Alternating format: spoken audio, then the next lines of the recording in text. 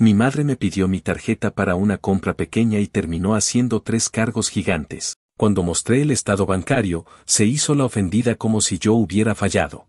Cuando mi mamá me pidió mi tarjeta para una compra pequeña, yo andaba saliendo del trabajo, cansado, hambriento y con 0 ganas de discutir. Me dijo que necesitaba unas cosas de limpieza porque al día siguiente iba a tener visita y que no le alcanzaba su dinero, que si yo podía ayudarla solo por esta vez. Esa frase siempre la usa cuando quiere algo, pero como estaba en medio de un cierre complicado y la llamada entró justo cuando iba manejando, terminé diciéndole que sí, que se la llevara, pero que por favor me mandara foto de lo que comprara para saber cuánto le pasaba después. Ella respondió con su típico sí, hijo, no te preocupes, y colgó de inmediato, como si se le fuera a caer el teléfono si mantenía la llamada un segundo más. Durante los siguientes días no me mandó ni una sola foto ni un mensaje diciéndome que ya había hecho la compra, pero tampoco pensé mucho en eso. Mi mamá siempre ha tenido esta forma medio caótica de manejar su vida y casi cualquier cosa que toque. Ha sido así desde que yo era niño y honestamente ya me acostumbré a ese desmadre constante. Pero jamás imaginé que fuera a cruzar la línea como lo hizo. La bomba explotó cuando recibí una alerta del banco, una notificación que decía que había movimientos fuera de lo habitual.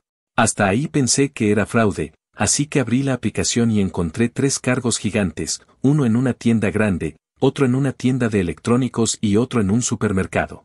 Mi primera reacción fue una mezcla rara entre incredulidad y enojo, como cuando sabes que algo grave pasó pero tu cerebro todavía está intentando convencerte de que no es real. Lo primero que hice fue llamar al banco.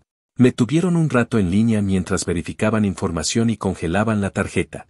La representante me preguntó si yo había hecho esas compras, y le dije que no, que estaba en el trabajo todo el día, que de hecho podían revisar el historial de ubicación y ver que no me movía a ningún lado fuera de la oficina.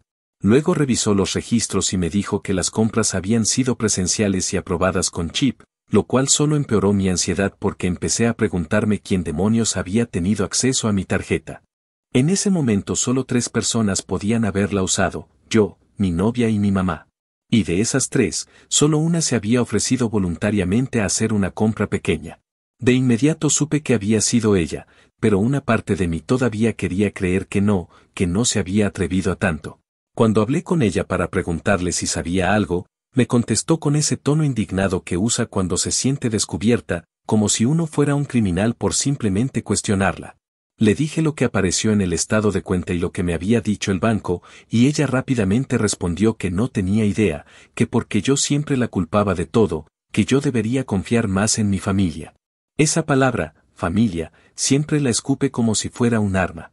En ese momento decidí ir directo al grano y le pregunté si había usado la tarjeta para algo más que su supuesta compra pequeña.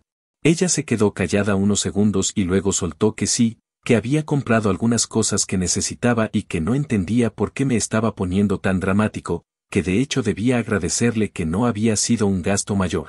Me quedé frío cuando escuché eso. Después empezó a justificarse de la manera más absurda posible, diciendo que ella había tomado la tarjeta porque yo tengo buen crédito y porque a ella jamás le aprueban nada, que yo como hijo debía ayudarla y que por qué era tan egoísta. Yo seguía intentando mantener la calma, pero era imposible porque cuanto más hablaba, más se hundía en su propio cuento. Me dijo que una de las compras había sido una televisión porque, según ella, la suya llevaba meses fallando y que le parecía de lo más normal que yo se la regalara, ya que así funciona la familia. Luego remató diciendo que si el banco me preguntaba algo, yo debía decir que esas compras sí las hice yo para evitarle problemas, porque según ella yo era el responsable de todo esto por haberla hecho sentir apresurada.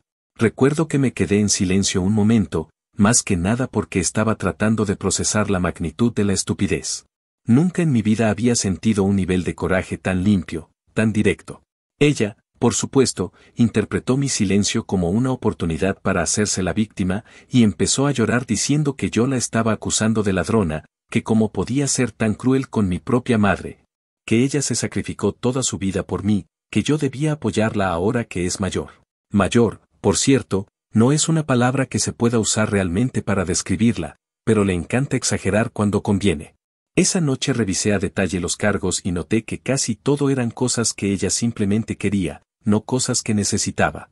De pura curiosidad, pasé por su casa al día siguiente después del trabajo y efectivamente, Ahí estaba la televisión nueva instalada como si nada, bien acomodada y prendida. Mientras ella estaba recostada en el sillón viéndola como si no hubiera hecho algo gravísimo. Cuando entré, me miró con cara de ahora qué, como si yo fuera el que estaba exagerando. Le dije que el banco estaba investigando y que necesitaba que admitiera lo que había hecho para evitar que esto escalara, pero ella insistió en que yo debía resolverlo y que no quería saber nada del tema. Incluso llegó a decir que si yo la denunciaba, entonces ella iba a contarle a toda la familia que soy un mal hijo y que la quiero ver en la calle. Esa fue la frase que me terminó de partir algo por dentro. Durante años he pasado por alto comportamientos suyos que cualquier otra persona consideraría inaceptables, pero esta vez no pude. Saber que era capaz de hacer esto sin remordimiento alguno, de voltear la situación hasta pintarse como víctima, de manipular todo sin importarle el daño que me hacía, me dejó con una claridad que no había tenido nunca. Por primera vez entendí que lo que ella llama familia realmente significa haz todo lo que quiero y cállate. Y ya no estoy dispuesto a jugar bajo esas reglas. Ahí fue cuando comprendí que esta historia no iba a terminar fácilmente y que se venía algo mucho más grande de lo que pensé cuando saqué la tarjeta del bolsillo y se la di casi sin mirar. Actualización 1. Habían pasado varios días desde el desmadre inicial y yo seguía con esa sensación pesada en el pecho que solo te da la mezcla entre enojo, decepción y cansancio. Me costaba dormir porque cada vez que cerraba los ojos regresaba al mismo punto, la imagen de mi madre usando mi tarjeta como si fuera la extensión de su billetera. El banco me había dicho que la investigación tardaría un tiempo, que necesitaban revisar grabaciones, validar firmas y confirmar que la tarjeta efectivamente no la manejé yo. Durante ese periodo, las llamadas de mi mamá se volvieron una cosa impredecible. Un día me marcaba llorando, diciendo que no sabía por qué yo la odiaba tanto, y al siguiente me gritaba que era un malagradecido, que no entendía todo lo que ella había sacrificado desde que yo era niño. Yo ya no le respondía después de cierto punto, no porque quisiera ignorarla, sino porque cada palabra suya tenía una carga emocional tan manipuladora que sentía como si me estuviera exprimiendo desde dentro. Casi una semana después recibí la llamada del banco que, sin exagerar, sentí como un balde de agua helada. La representante me explicó que habían revisado las cámaras de seguridad de las tiendas donde se hicieron las compras. Me dijo que en ambos lugares se veía claramente a una mujer usando la tarjeta y que, aunque no podían darme detalles físicos específicos hasta que el informe fuese final, yo sabía exactamente a quién se refería. Cuando me dijo que la persona firmó uno de los recibos con un nombre que no coincidía con el mío, pero que tampoco intentó ocultarse demasiado, entendí de inmediato que mi madre ni siquiera había tenido la mínima preocupación por cubrir sus huellas. Esa parte me impactó más de lo que pensé. La falta absoluta de cuidado, de discreción y de respeto por mis límites me resultó incluso más ofensiva que el robo en sí. Un par de horas después del reporte, mi mamá me llamó de nuevo y esta vez venía claramente alterada. Me dijo que había recibido una llamada del banco donde la invitaban a presentarse para hablar sobre ciertos movimientos. Lo describió como si hubieran irrumpido en su vida de forma injustificada, como si todo fuera una exageración mía destinada a destruirla emocionalmente. Contó que ella, muy decidida, había ido en persona para aclarar las cosas, como si se tratara de una confusión sin importancia. Mientras hablaba, yo podía notar ese tono orgulloso y torpe que siempre usa cuando cree que tiene el control, ese tono que tantas veces había funcionado con personas más pacientes que yo. Sin embargo, lo que no esperaba era lo que realmente ocurrió. Cuando llegó al banco y los empleados le explicaron que los cargos estaban bajo investigación porque había evidencia de que no los hice yo, ella, según sus propias palabras, decidió no quedar como una pendeja. Me confesó sin darse cuenta que había afirmado ante el banco que obviamente yo le di permiso para usar la tarjeta y que todo esto era un malentendido ocasionado por mi temperamento explosivo. Dijo que no tenía por qué dar más detalles porque, según ella, basta con que una madre diga que su hijo autorizó algo para que todos entiendan la situación. Lo dijo con tanta seguridad, como si de verdad viviera en un mundo donde las instituciones se ponen de su lado solo porque es madre. Me contó incluso que cuando el empleado del banco le preguntó si tenía algún comprobante o mensaje donde yo le autorizara las compras, ella respondió que no tenía por qué andar guardando esas cosas, que yo debía estar agradecido de tenerla. Cuando terminé de escuchar todo eso, sentí que me ardía la cara, no de vergüenza, sino de una rabia tan contenida que tuve que colgarle para no decir cosas de las que quizá me arrepentiría. Lo más frustrante fue darme cuenta de que ella creía que había hecho bien, que había ido a defenderse como si fuera una víctima injustamente acusada.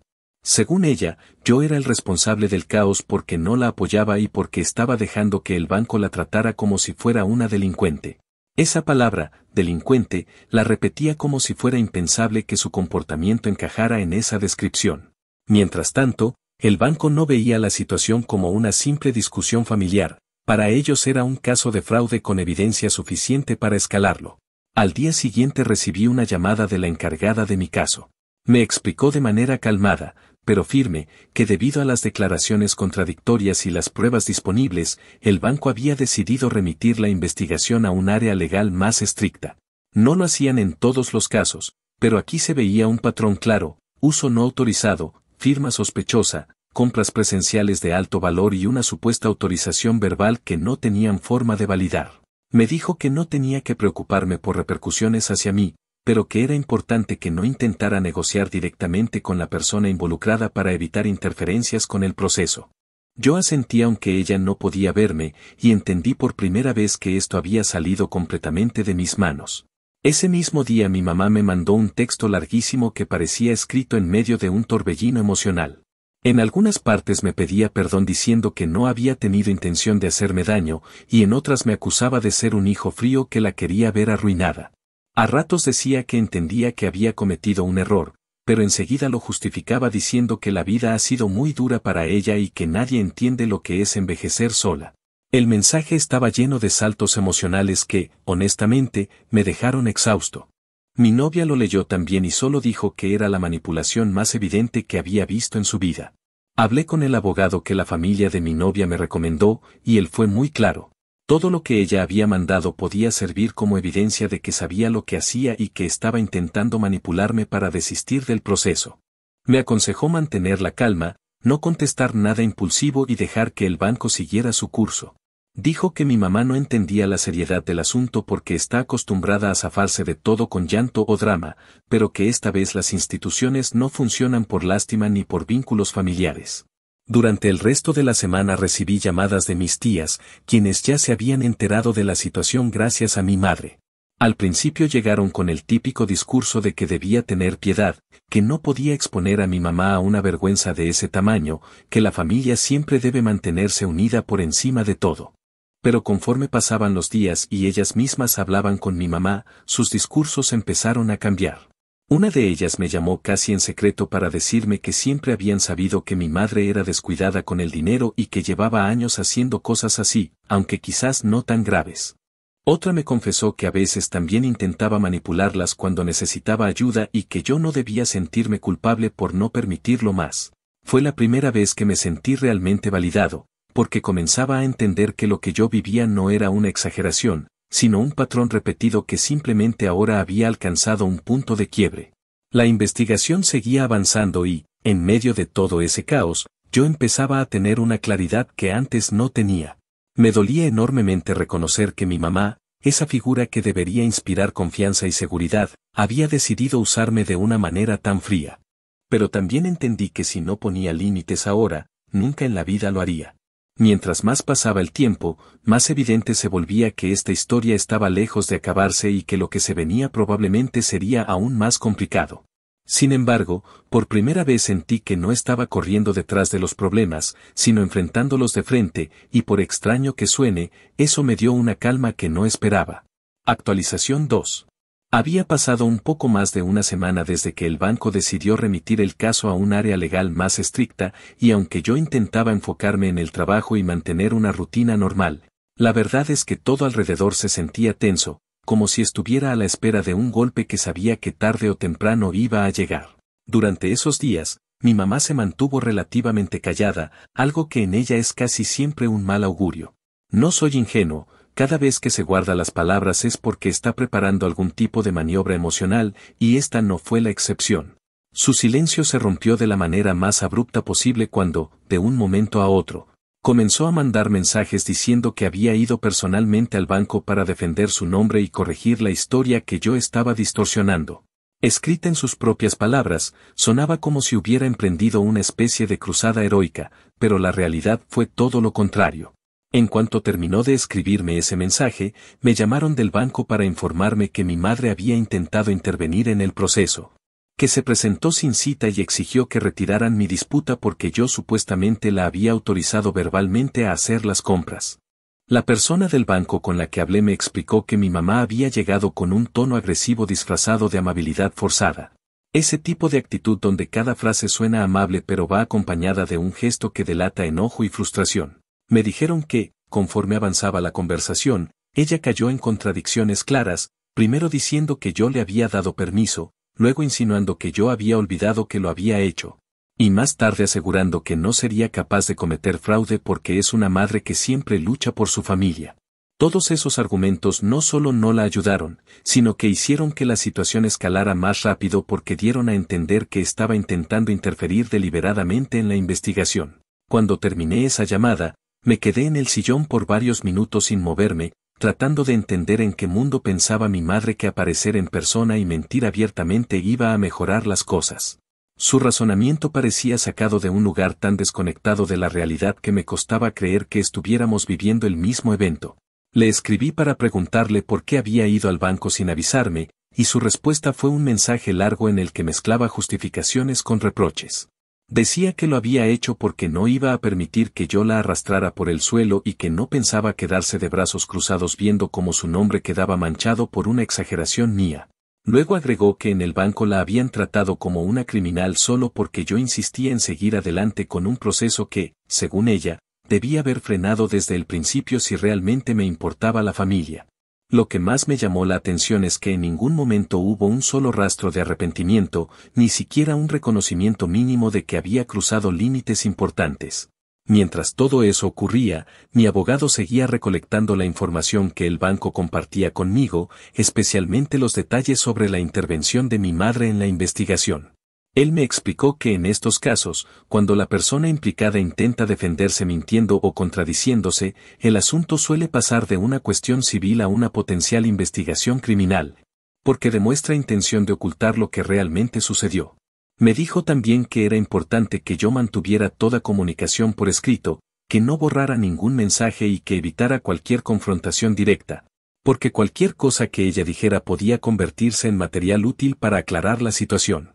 Ese consejo me ayudó mucho, porque antes de eso yo seguía cayendo en la tentación de discutir con ella por teléfono, lo que solo me desgastaba emocionalmente y no aportaba nada positivo. A mitad de esa semana, mi madre dejó de pedirme que retirara la disputa y empezó a enviarme mensajes con tonos completamente distintos, como si estuviera improvisando nuevas estrategias emocionales día tras día.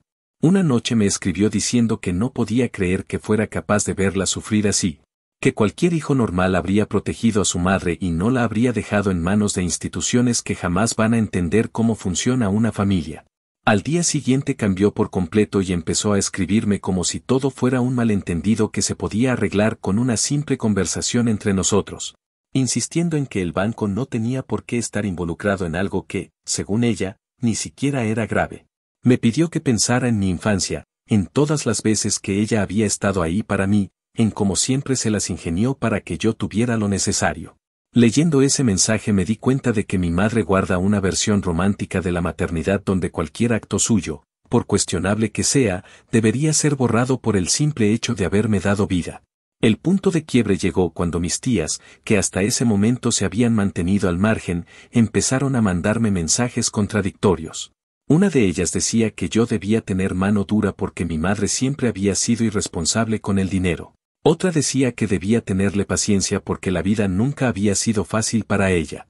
Eso me hizo entender que, durante años, su comportamiento había sido una carga repartida entre diferentes miembros de la familia, y que ahora que yo finalmente estaba poniendo un límite, ellas no sabían cómo posicionarse. Una de ellas incluso admitió que mi madre solía pedir dinero sin explicar para qué lo necesitaba, y que más de una vez se había molestado cuando no se lo daban. Escuchar eso no me hizo sentir mejor, más bien me dejó claro que mi madre no veía límites donde debería haberlos. A finales de esa misma semana, el banco confirmó que había suficientes pruebas para continuar con la revisión formal y que el caso sería enviado a una oficina encargada de posibles fraudes internos. Aunque no me dieron detalles específicos sobre la parte legal externa, sí dejaron claro que ya no dependía solo de mi retirar o mantener la disputa. Me explicaron que cuando hay evidencia contundente y declaraciones contradictorias por parte del implicado, el banco debe protegerse a sí mismo, lo que significa que incluso si yo quisiera detener el proceso, no necesariamente sería posible. Esa explicación me dejó una mezcla de alivio y miedo. Alivio porque ya no estaba solo cargando con la decisión, pero miedo porque entendí que la situación se estaba moviendo a un terreno que podría tener consecuencias graves para mi madre. Esa misma noche, mi madre me mandó un mensaje aún más largo, donde parecía vacilar entre pedir perdón y pedirme que asumiera la responsabilidad completa. Escribió que nunca había querido causarme daño, que todo lo que hacía era para mantener la casa funcionando, que yo no entendía lo difícil que era vivir con tan pocos recursos. Luego cambió completamente el tono y dijo que si yo no detenía el proceso, entonces ella no tendría más opción que pensar que yo ya no la consideraba parte de mi vida. Añadió que no merecía esta traición y que, como madre, esperaba que yo corrigiera mi error y le evitara pasar por un infierno que, según ella, yo mismo estaba provocando. Cada palabra estaba escrita de una forma tan calculada y tan emocionalmente invasiva que sentí que me estaban apretando el pecho. Aún así, pese a toda su presión y a mi propio malestar, por primera vez en mucho tiempo sentí que estaba actuando desde un punto de claridad. Sabía que si cedía ahora, todo en adelante sería peor. Si bajaba la guardia, mi madre interpretaría que tenía permiso para repetir este comportamiento cada vez que quisiera. Y aunque me pesara reconocerlo, la única manera de romper ese ciclo era permitir que las consecuencias siguieran su curso, por duras que fueran. Mientras más avanzaba todo, más evidente se hacía que esto ya no era una simple disputa familiar, era el choque inevitable entre dos realidades completamente distintas. La de alguien que había vivido siempre en excusas y la de alguien que, por primera vez, estaba negándose a aceptarlas. Actualización final. Habían pasado varias semanas desde el último gran movimiento en el caso y, aunque al principio pensé que la situación empezaría a calmarse de manera natural, sucedió exactamente lo contrario. La investigación del banco siguió avanzando con una precisión que, en cierto modo, me sorprendió. No era la primera vez que enfrentaba trámites bancarios, pero nunca había estado envuelto en un proceso tan meticuloso, donde cada detalle parecía tener un peso real en la decisión final. Por mi parte, seguía aportando toda la información que me pedían, guardando correos, mensajes, capturas de pantalla y cualquier cosa que pudiera servir para aclarar lo que había pasado. No lo hacía con gusto ni con satisfacción, sino con esa sensación amarga de estar siendo arrastrado por un problema que yo no provoqué, pero que definitivamente me tocaba enfrentar. Durante ese tiempo, mi madre entró en una especie de espiral irregular donde, cada cierto número de días, aparecía con un nuevo enfoque emocional para intentar que yo renunciara a la disputa. A veces se mostraba derrotada, casi resignada, escribiéndome mensajes donde decía que no sabía por qué la vida la castigaba tan fuerte y que quizá ella era la culpable de todas las desgracias de la familia. Otras veces volvía con la actitud agresiva que conozco desde que soy niño, reclamando que yo la estaba dejando sola frente a un sistema que jamás entiende a las personas que no tienen recursos y que yo, como su hijo, debía protegerla sin importar si ella se equivocaba. Ese vaivén emocional era desgastante, no solo porque cada mensaje removía heridas antiguas, sino porque dejaba en evidencia lo lejos que estaba de asumir la responsabilidad por sus actos. En ningún momento hubo un reconocimiento real de que había cruzado un límite grave. Todo giraba alrededor de su sufrimiento, su angustia y la injusticia que, según ella, yo estaba cometiendo. El avance definitivo llegó cuando recibí una llamada del banco informándome que el caso había sido revisado por su departamento legal y que, debido a la evidencia recabada, se había decidido transferirlo a procesos externos, específicamente a una instancia estatal encargada de evaluar posibles delitos financieros.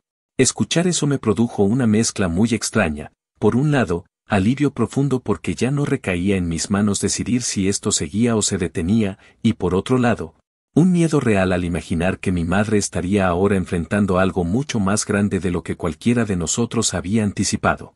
El representante fue claro al explicar que yo ya no podía intervenir para frenar el procedimiento, que esto había superado cualquier aspecto emocional o familiar. También recalcó que la intención del banco no era perjudicar a nadie, sino proteger sus propias políticas y evitar que actos similares quedaran impunes. Me agradecieron mi cooperación y me pidieron que, de ser necesario, estuviera disponible para proporcionar alguna declaración adicional. Cuando colgué, me quedé mirando el teléfono durante varios minutos, procesando lo que acababa de escuchar.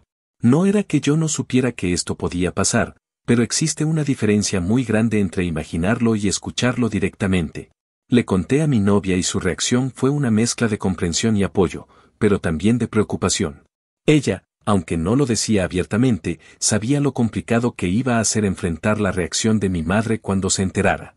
Sin embargo, entendía que la decisión no estaba en mis manos y que retirarme ahora solo empeoraría las cosas. No pasó mucho antes de que mi madre descubriera lo que había sucedido, porque la oficina estatal le envió una notificación formal donde se le informaba que debía presentarse para responder a ciertos señalamientos. Ahí fue cuando todo explotó de nuevo. Me llamó con una urgencia desesperada que no había mostrado antes, mezclando lágrimas con insultos, diciendo que cómo era posible que yo hubiera permitido que esto escalara a tal nivel. Me acusó de querer destruirla, de ser un ingrato, de olvidarme de todo lo que ella había hecho por mí desde que nací. Decía que era inconcebible que un hijo no moviera cielo y tierra para evitar que su madre fuera arrastrada a un proceso legal. Yo intenté explicarle que nada de lo que decía tenía sentido, que no era yo quien estaba provocando eso, que solo estaba siguiendo las instrucciones del banco y que, de hecho, ellos habían tomado la decisión de manera independiente. Pero ella no quiso escuchar nada, seguía hablando encima de mis palabras, repitiendo que yo era un traidor, que no tenía corazón, que prefería ver a cualquiera antes que verla a ella. La conversación terminó de la peor forma posible. En un punto, cuando se dio cuenta de que yo no iba a ceder, dejó de llorar y adoptó ese tono frío y cortante que siempre usa cuando se siente realmente herida. Me dijo que si yo estaba dispuesto a dejar que el Estado la investigara, entonces no quería volver a verme. Que no tenía sentido mantener un vínculo con alguien que la estaba entregando como si fuera basura. Lo dijo con una calma que dolía más que los gritos anteriores, como si estuviera dictando una sentencia definitiva. Después colgó y no volvió a marcar durante varios días. No voy a mentir, su ausencia, aunque sabía que era lo mejor, también pesaba. Crecí aprendiendo que uno siempre debe buscar la aprobación de su madre, incluso cuando esa madre no se ha ganado ese lugar. Sentirme en paz con la distancia no fue inmediato, pero poco a poco empecé a reconocer que, por primera vez, no estaba atrapado en su ciclo emocional. Ya no tenía que correr a reparar el daño, ni justificarme, ni asumir culpas que no me corresponden. Era extraño, pero también liberador. Con el paso de los días, me concentré en seguir con mi vida mientras el proceso seguía avanzando por su cuenta. El banco confirmó que revertiría los cargos una vez finalizados los trámites externos y que mi historial crediticio no sería afectado. Mi abogado me aseguró que yo no estaba expuesto a ninguna consecuencia legal. Por primera vez desde este caos, sentí que recuperaba un poco de control sobre mi propia existencia, como si hubiera estado cargando un peso que no sabía describir hasta que finalmente lo solté. La última interacción con mi madre ocurrió semanas después, cuando ella me envió un mensaje breve, casi escueto, donde decía que esperaba que estuviera satisfecho con lo que había logrado, que ella, como madre, jamás habría tomado una decisión que me perjudicara y que yo, en cambio, la había condenado por un error insignificante. Le respondí de forma clara, sin rabia, sin justificarme. Le dije que ella había cruzado un límite que yo ya no podía ignorar, que su falta de responsabilidad no era un error pequeño y que las consecuencias no las estaba decidiendo yo sino las instituciones a las que ella misma provocó. Le dije también que no la odiaba, que simplemente me había cansado de cargar con problemas que yo no generé. Cuando envié ese mensaje, no esperaba una reconciliación ni una explosión, solo buscaba decir, por primera vez, algo que jamás me había permitido decirle, que ya no iba a seguir absorbiendo los costos de sus decisiones. Ella no respondió, y ese silencio, en lugar de ser un vacío, se convirtió en un espacio donde finalmente pude respirar. En retrospectiva, creo que la verdadera venganza no fue el proceso legal ni el resultado final del caso, sino el simple hecho de que dejé de ser parte del juego emocional donde ella siempre tuvo ventaja. No hubo gritos ni castigos, solo la consecuencia inevitable de haber tomado algo que no le pertenecía y de haber confiado en que yo cubriría las huellas como siempre hice. Esta vez no lo hice. Y para alguien como ella, acostumbrada a recibir perdón sin pedirlo, ese límite fue más devastador que cualquier acción legal.